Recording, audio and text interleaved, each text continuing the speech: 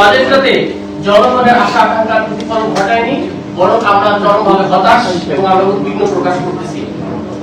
আমরা মনে করি এই বাজেটের যদিও কিছু ভালো দিক আছে, বিশেষ করে শিক্ষা, স্বাস্থ্য এবং সামাজিক নিরাপত্তায় কিছু বিষয় বলা হলেও আলটিমেটলি এই বাজেট যদি পূর্ণাঙ্গভাবে কেউ বিশ্লেষণ করে তাহলে আমরা দেখতে পাবো এই বাজেটটা মূলত একটা আলটিমেটলি প্রতারণার বাজেটে হয়েছে।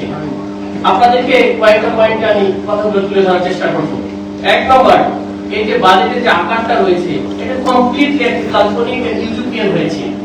যেমনটা বলেছে যে ইস্তিহার ভিত্তিক একটা বাজেট হয়েছে। বাজেট নরমালি যেভাবে হয় সংখ্যা ভিত্তিক আলোকেশন হয় সেই স্টাইল এখানে হয়নি। এবং এখানে আমার মনে হচ্ছে যে এত বড় বাজেট দিয়েছে 9,38,000 কোটি টাকা। একটা কথা আছে না, যত বড় বাজেট তত বড় নেতা কর্মীদের পকেট ভারী। এটাকে সামনে রেখে করা হয়েছে কিনা সেটা একটা প্রশ্ন হলো। কারণ হচ্ছে একবারে 18% বাজেট বেড়েছে গত বছরের তুলনায়, এবং যেখানে এরকম একটা ভঙ্গুর অর্থনীতি আমরা উত্তরাধিকার হয়েছি এবং একটা নির্নির্ভর অর্থনীতির মাঝে আমরা এরকম একটা কাল্পনিক বাজেট আমরা বাজেটের উচ্চগ্রাস জনগণের সাথে এটা একটা অন্যরকম বিষয় ঘটেছে। 2 নম্বর যেটা দেখি, এই বাজেট তো দিলেন আপনি, বিশাল একটা বাজেট দিলেন, বাজেটগুলো আয় করবে কোথা থেকে সেটা বলতে হবে না। ক্লিয়ারলি আহরণের আপনি একটা সংজ্ঞা দিলেন, ঠিক আছে, এমপিআর কে বললেন যে আপনি এত কোটি টাকা দিবেন আমাদের। এই এমপিআর কে এন্ট্রিমের সময় যেন স্বচ্ছভাবে জনগণের ন্যায্যভাবে করগুলো আসে, এটার জন্য সংস্কারের প্রস্তাব দেওয়া হয়েছে। কিন্তু ওই সময় কোনোভাবে এটা হলো না। ওয়ার্ল্ড ব্যাংক $500 মিলিয়ন দিয়েছে এটাকে যেন সংস্কার করে আমাদের করটা যথাযথভাবে আসে। আনফরচুনেটলি সেটাতে বড় বাধা দিয়েছেন আপনারা, বড় দল হিসাবে এটা নিয়ে কোনো কথাই বলেন নাই। যে এখন আপনি যে এমপিআর কে বাজেট দিয়েছেন 6 লক্ষ প্লাস কোটি টাকা এবং আয় কর করবেন 6,95 কোটি টাকা, সেটা কোনোভাবেই কিন্তু এটা আয় করা সম্ভব নয়। আমরা লাস্ট বাজেট পর্যন্ত দেখেছি আমরা 3,30,000 কোটি টাকা এখন পর্যন্ত উঠে রয়েছে। তাহলে আপনি কিভাবে হাফ বাজেট আপনার মিসিং এখানে রয়েছে। সুতরাং লক্ষ্যমাত্রা আহরণের যে সিস্টেম কথা বলা হচ্ছে সেখানে কমপ্লিটলি আমাদের ইকুয়েশন কোনোভাবে এখানে 6,90,000 কোটি টাকা উত্তরণ হবে না, বড় ম্যাক্সিমাম 4 লক্ষ থেকে 4.5 লক্ষ টাকা হবে। তার মানে এখানেও 2.5 লক্ষ কোটি টাকা আপনার ঘাটতি থাকতেছে। সুতরাং আপনাকে বললাম আমি কলা খাওয়াবো, এই খাওয়াবো, সেই খাওয়াবো, কিন্তু আমার কাছে টাকা নাই। তাই তো প্রতারণা হয়। জনগণকে বলতেছেন এই বাজেট এই ব্যাপারটা আলোচনা শুনে খুব ভালো লাগতেছে, আমি সবকিছু পেয়ে যাবো, আলটিমেটলি কিন্তু আমার টাকা নাই। কয়েকদিন পর বাজেট আপনি কি করবেন, কাটছাট করবেন, বলবেন যে আমাদের বাজেট ঘাটতি, সুতরাং আমরা এটা দিতে পারতেছি না।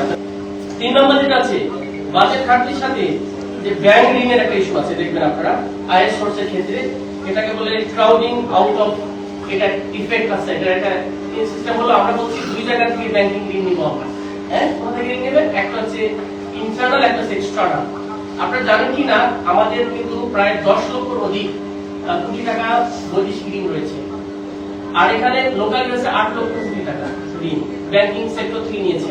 এটা যদি আবার 1 লক্ষ বাড়ে, এখনকার হিসেবে 1,12,000 আর 1 লক্ষ সামথিং, এই যে আবার 19-20 লক্ষ কোটি টাকার আপনি ঋণ নিলেন, এইভাবে যদি ঋণ একটা নিয়ে থাকেন তাহলে ইন্টারনাল ব্যাংকগুলোর অবস্থা আপনি দেখেন। ব্যাংক ক্লিনিক্যালি অনেকগুলো ব্যাংক ডেট হয়ে গেছে, এক্সিম ব্যাংক বলে অনেক বেশ ব্যাংক, সব ব্যাংকে মোটামুটি টাকা নাই, শূন্য অবস্থা, সংস্কার করে নাই, বরং ব্যাংক রেজুলেশন করে এসআলকে দেওয়ার কাজ ঘটেছে। এইরকম একটা ভঙ্গুর ব্যাংকের সিস্টেমের মধ্যে আমরা মনে করি এই বাজেটে ব্যাংকিং সংস্কার নিয়ে স্পেসিফিক কথা হয় নাই, ব্যাংক রেগুলেশন নিয়ে খুব বেশি কিছুই হয় নাই। অনেক ব্যাংক ডেট মানুষকে বোঝানো হচ্ছে আমাদের 66-68টা ব্যাংক রয়েছে বা ব্যাংক রয়েছে, এখান থেকে আমরা টাকা নিব, টাকাটা এখান থেকে পাবেন না, তখন আপনার অল্টারনেটিভ অপশন থাকবে আপনি টাকা ছাপানো, টাকা ছাপালে আপনি ইনফ্লেশন হবে, কিন্তু আপনি বলছেন আপনি ভ্যাট কমিয়েছি। সুতরাং এই জায়গাটাতেও জনগণের সাথে বোঝা যাচ্ছে যে একটা প্রতারণা শামিল হয়েছে এবং একটা দিক নির্দেশনা খুব বেশি ক্লিয়ারলি আসে নাই। 3 নম্বর আরেকটা দেখেন, আমাদের ঋণ অ্যাকাউন্ট রয়েছে বাংলাদেশে 1,28,00,000 মতো। এর মধ্যে আমাদের ভ্যাট দেয় 15 লক্ষ, 44 লক্ষের মধ্যে অ্যাকুরেট ভ্যাট দেয় 16 লক্ষ আর কি। তো এই 40 লক্ষ ট্যাক্সের আন্ডারে আছে আমাদের, তার মধ্যে অ্যাকুরেট ট্যাক্স দেয় হচ্ছে প্রায় 16 লক্ষের মতো। তো সেখানে দেখেন আপনি আবার নতুন করে সংযুক্ত করলেন যে কোনো একজন ব্যক্তি ব্যাংক অ্যাকাউন্ট খুলতে গেলে 3 সার্টিফিকেট লাগবে। তারপর মানুষ আর ফরমাল চ্যানেলে যে টাকা লেনদেন করবে সেটাও করতে তারা ভয় পাবে।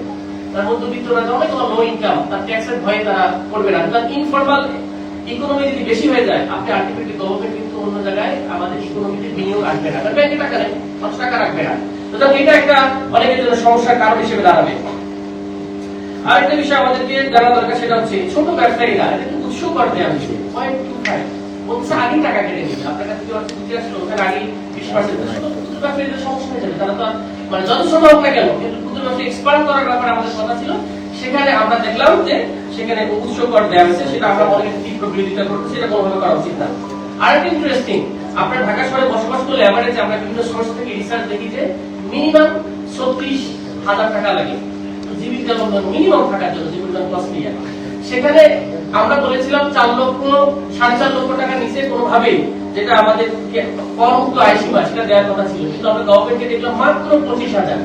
আপনি যদি ইনফ্লেশন রেটটাও ধরেন 25,000 বাড়িয়েছে, মানে 3,75,000 করেছে এর মধ্যে আয় সীমা। আপনি যদি ইনফ্লেশন রেটটাও ধরেন, তাও আপনার এটাকে হওয়ার কথা ছিল 3,85,000 টাকা। আর আপনি ইনফ্লেশনটা ধরে অবৃদ্ধি করতেন এক্সিস্টিং সিস্টেমে, তাও কিন্তু আপনার আরো বাড়ার কথা ছিল যে মানুষকে ফ্রি মুক্ত। সেখানে আমরা দেখলাম খুবই হতাশাজনক, এবং মানুষজন এখানে নাবিশ্বাস মাত্র 31,000 টাকা যদি আপনি ইনকাম করেন, তাহলে আপনি এর মধ্যে আপনি পড়াশোনার মধ্যে চলে আসতে হবে, কিন্তু আপনি এখানে টাকা দিতে পারেন 3,000 টাকা, আপনার জন্য ক্ষতিকর।